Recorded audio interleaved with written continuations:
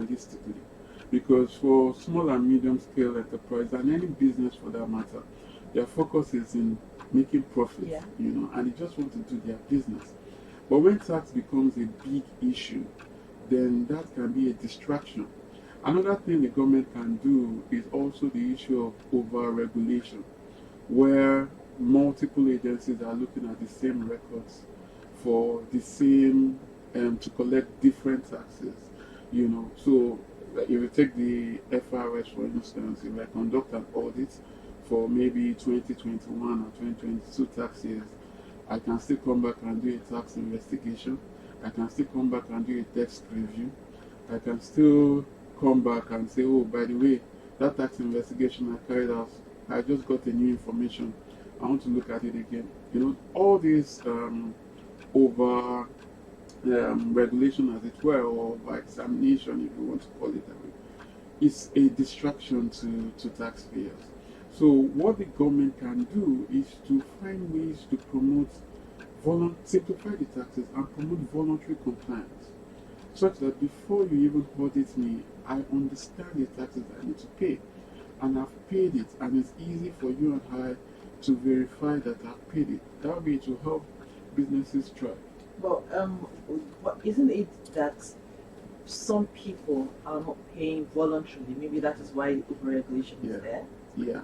Yeah, and that's what I say the government needs to do. They are not paying voluntary, not necessarily because they don't want to pay voluntarily. Sometimes it's because they don't even know what to pay. They don't even understand the tax system. So taxpayer education and support is also very important. If I start a business now, I don't know, there's no information out there, there's no app on the phone that I can just go to and say, okay, I have to look for a consultant. Then I'm wary if I go to the tax man and say, hey, by the way, I just started a business, so what tax? I'm wary of being taken advantage of. So more voter education is important so that when I'm starting my business, even as a layman, I know that, okay, these are the taxes I need to pay because they are simple enough to comply with. Is when you have multiple taxes and the rates are complex, the way to calculate it are complex, then the taxpayer is even confused, and then he doesn't pay, not because he doesn't want to, but he doesn't understand. Yeah. All right, if you have questions, the number to call in 0813 331 3172. 0813 331 3172. Now, if you look at the tax policies in Nigeria compared to other countries, developed countries, neighboring countries, how do you think we are handling our tax policies? I think in 2020, there was a shift in terms of tax policies where the federal government started issuing the Finance Act. Alright, so from 2020, there have been various versions of Finance Act on a yearly basis. The government has issued that. And that's very important, to constantly review your tax laws to be consistent with the international best practice. But the challenge that we face now is that the tax laws are being reviewed rather too often, and fundamental provisions are being revised rather too often, such that the tax payer or companies cannot really plan. So if I have the Finance Act of this year, and I'm saying, okay, this is tax laws for this year, I'm going to plan my business accordingly.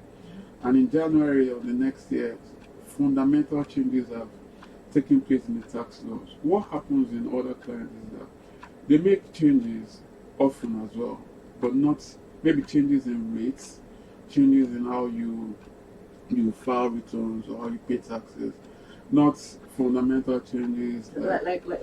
What are some? Okay, for instance, the Finance Act bill before the president right now is suggesting that investment allowance, which is 10%, like a tax credit of 10% of the plant and machinery and equipment that you purchase, will be revised. Alright. Now, if I bought plant and machinery in 2022, open that, or 2021, or I'm planning to buy plant and machinery in 2023, hoping that I can get that 10% credit, because they just issued, they're about to sign the finance act, and they're about to take that incentive away. Then I'm losing money. I would have probably planned differently if I know that that tax credit is not there, So, yes, we've done a good job. It's not all bad because, for instance, I just told you that SMEs are no longer paying if you have a revenue less than 25 million. Yeah, You don't pay company income tax. So that's a welcome development. Let's see this call. Hello. Hello. Good morning.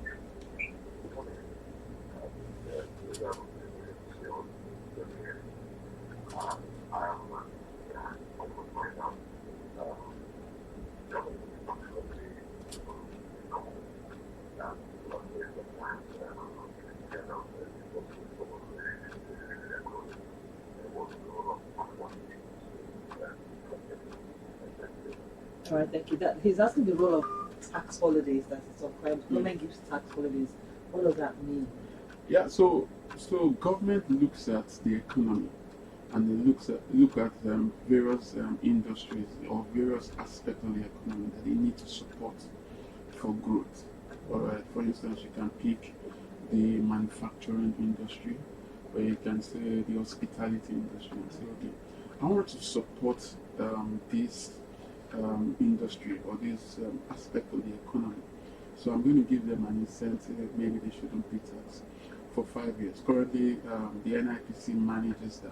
The Nigerian Investment Promotion Commission manages that, where you are given an initial tax holiday of 3 years and a subsequent extension of 2 years. So in those periods, you won't pay taxes. Any tax at all? No, you won't pay company income tax. You won't pay company. But the interesting thing is there have been studies, that have tried to match the revenue that the government is losing by giving that tax holiday vis-a-vis the actual growth of those industries. Sometimes there's a mismatch, and then the government then needs to review and say, okay, I think this industry is matured enough. Yeah, let's leave them and focus on others. Okay, let's take this one. Hello. Hello, good morning. Good morning. Yeah, my name is Olushoma. All right. I'm a member of Adeniran. I'm calling from Abuja.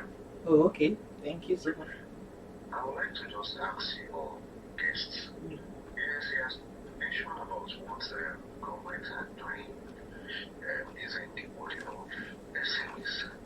But companies are crying seriously about multiplicity of taxes and inconsistency about government policy with regards to tax administration in Nigeria. I think recently they just announced another fiscal policy measure, which to me does not have is a legality or even the timing of such introduction. And the government keeps inconsistency in turning out all these taxes without consultation with even the people or the companies that are paying these taxes.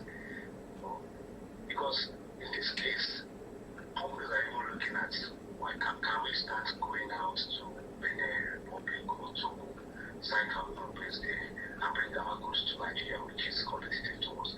Because the way government is really doing it is not helping matters. What can private businesses do towards all these tax and levies that government are just throwing out every day? We're not seeing what they are using the money for. That's just my contribution. Thank you so much for calling all the way from Abuja there for on the show. So, do you want to respond to what you said? Yes. So the real issue is that, like I mentioned, the government is under pressure. There's a 10.8 trillion deficit in the Well, budget that they need to. I want you to understand the full picture. Okay. And they have obligations. They have loans that they need to pay back. So they are looking at where can we get this revenue from, and they are looking at taxes. All right. But on the reverse, right, the companies that they are looking up to pay these taxes are also trying to survive, because you have exchange rate volatility, you have security issues, you have inflation, so they are barely surviving. So, and I agree with him, the recent fiscal policy measure that the government just introduced or just issued has increased excise duties on some products, alcoholic beverages, and all of that. So, what can the government do? You know, Let me pause you before you answer that. Let's keep that and answer this call. So maybe you can. Okay. Take this. Oh, just please call us back. I think I basically dropped the call by myself. So call us back. The number is 0813 331 3172. So Yeah. So there has to be more stakeholder engagement, between the government and the private sector through umbrella bodies like the MAN, like NECA, for them to be able to understand how these policies affect the economy and also affect the revenue that they seek. Because if the companies are overly burdened, they go out of business, and the taxes that you are expecting to collect, you don't collect them at the end of the day. So before you issue a policy, there should be some kind of study or research to say, okay, how will this policy affect the economy? The revenue that I'm seeking to get, will I be able to get it? Will this industry or this sector, will they be able to pay if I do this? And to add to that, the government can also say to themselves that rather than increase the burden of taxes on existing taxpayers. hello, sorry. Okay. Hello. Hello, good morning. Good morning. This is Dapò from you. Dapo, thank you for calling. Okay, you're welcome. Yes, I'm listening to your guest, and well, to an extent I agree with him. But in another way, actually, the internet area. Look at it. What is actually the situation? Especially for Nigerian workers, the internet. Okay, I'll give you an example. I know somebody they have about 200,000 every month. That's the big object of Ghana. And I can tell you that when you go to England, where you reside, you'll be shocked. The road is wonderful. No road, no good. So sometimes you look at that. What is the situation of the English car? The small scale business owner, what is government doing to attract them? And what you can talk to, they are not the government companies, is also reacting there. And we want them to get that. And we want to enforce it too. Those are one of the things why you have to do. So I have my way. I will bring that. I tell you that I'm the government of my own. I don't want to for myself. Do construction in my area where I live. So one of the times, we want to go down and want to sell somewhere. Because money in our community, and then you know that fixing. So what is that? Excellent for me. The church of Nigeria, breaking down. That's what I'm doing. Thank you so much, Dapo, for calling. I think that is one of the pains Yeah. of a lot of people. Okay, before I address this, Okay. let me finish my Yeah, thought. definitely. Yeah. So one of the canons of taxation is neutrality, meaning that taxes should not affect business decisions. It shouldn't make you move from Nigeria to Benin because there's burden of taxation. It should be business neutral. But what the government needs to do now, Nigeria's tax to GDP ratio is 6%. It's over around 6%, meaning that the government is collecting too little taxes compared to the economic activities in the country, meaning that more and more businesses or individuals are not paying taxes. So rather than burden the people or the companies that you already have in your tax net, expand the tax net so that you can capture more taxpayers who may be even willing to pay, but they don't know how. That way, the burden can be shared. The FRS has done a lot of stuff in terms of technology and digitalizing the tax administration process. But most of the work that has been done is geared towards revenue making. as opposed to ease of, or as opposed to expanding the tax and making the business in the village in Ondo State who is making some money from local sales, making that person be able to use technology to be able to pay voluntarily. And that takes me back to the last comment. I'll tell you a story. I had a friend who wasn't a Nigerian and was working in Nigeria as an expatriate. And he came to me and said that, hey, I need to file my returns in my home country. I need to pay my taxes. And he was resident in Nigeria. Nobody was going to come and the country where he was residing from will not come and knock on his door to pay taxes. But he was so concerned about the fact that he needed to pay his taxes, even while he was in Nigeria. And I asked, what's this passion about paying taxes? He said, Yemi, I'm a product of that country. Primary school was free, secondary school was free, university was free. My children are also going through the same thing. Healthcare was free. The roads are good. I also want to contribute to the next generation coming up. So you see how voluntary contribution works, where there's a connection between the benefits of taxes paid and the tax that is being paid. And people will just be willing to pay. Currently, that connection is blurred. And that's where the fundamental problem is. Okay, so moving forward now, we have just briefly the incoming government. What are some of the things that you would expect to see to ease this burden on people and make them more willing to pay taxes? Yeah, so the first thing, like we mentioned, is to simplify the tax system, harmonize some of these taxes, and make them easy to understand, easy to comply with. Then also, you need to strengthen enforcement. If I pay taxes and you don't pay taxes, I'll feel that I'm the fool, I'm the stupid one, But fundamentally, it's our obligation to pay tax. If you are not paying taxes, you are not complying with the provisions of the law. So it's not a choice that you make. It's your fundamental responsibility to pay taxes. So what the government also need to do is to educate voters. Educate taxpayers. To be able to know what their obligations are and to be able to comply voluntarily. But the big thing that they need to do, the leaders should then lead by example. Before you, for instance, if you make tax policies or tax compliance an ongoing conversation. Maybe before you get a political appointment, can you show your taxes for the past 3 years? If you come in and you want to campaign for a post, and you say, okay, these are my tax returns. I've contributed to the development of this country. If you make that a voluntary declaration, then I remember when the former president Yar'Adua came into power and he declared his assets.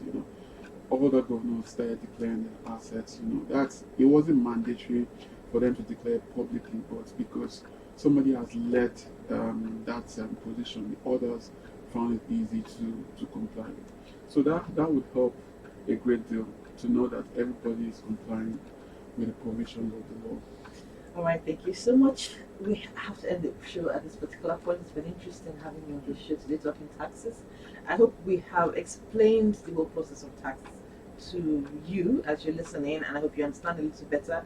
And we hope that government too steps up to the plate and make people see the results of the tax they're paying, so they'll be paying more willingly, unlike the last caller.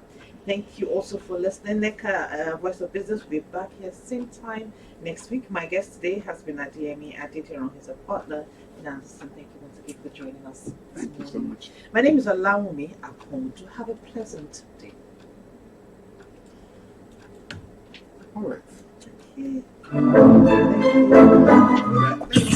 Welcome to NECA Voice of Business, a radio program aired by the Nigeria Employers Consultative Association, aimed at raising awareness and discussing contemporary issues that relate to doing business in Nigeria, enterprise development, and business sustainability. We will look at evolving topical government policies and the relevant